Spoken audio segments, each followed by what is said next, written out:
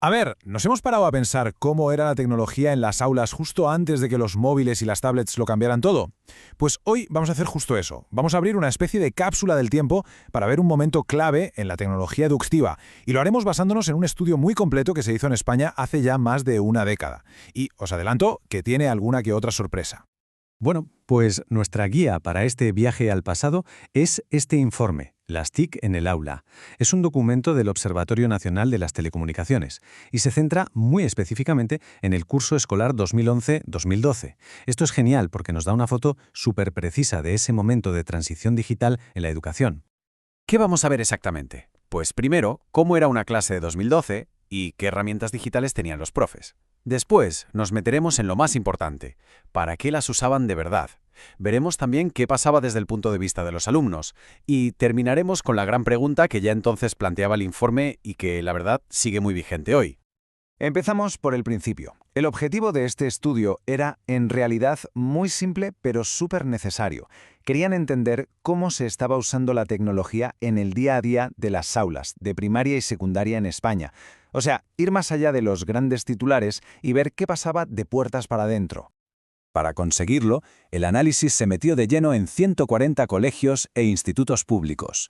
Y lo más interesante es que se enfocó en los dos grandes protagonistas de todo esto.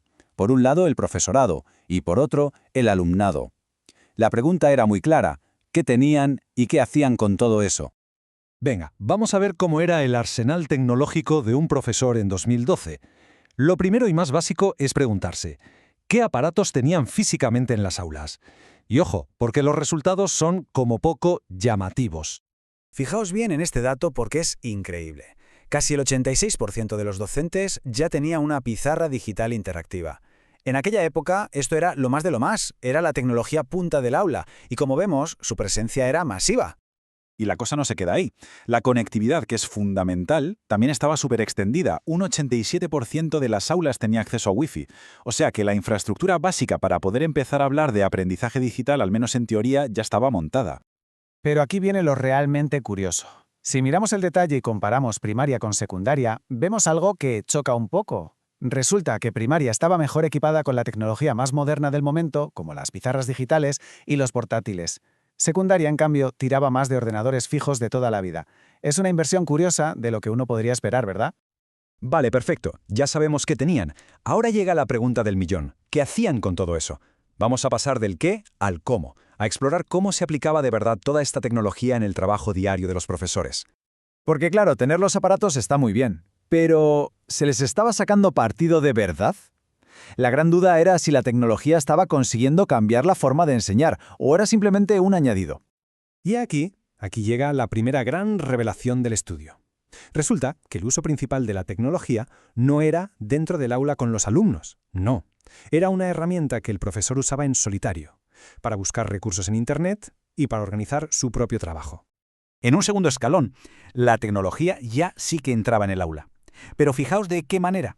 Sobre todo para preparar las clases, como ya vimos, y para apoyar las explicaciones del profesor.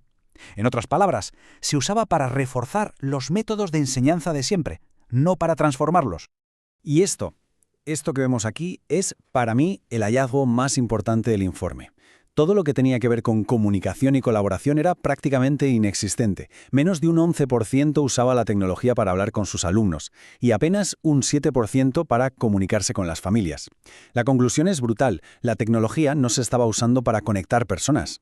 De hecho, el propio informe lo clava con esta frase. La tecnología en 2012 era sobre todo una herramienta de productividad personal para el profesor. Una ayuda para gestionar y preparar sus clases, pero no un motor para transformar la interacción con los alumnos o las familias.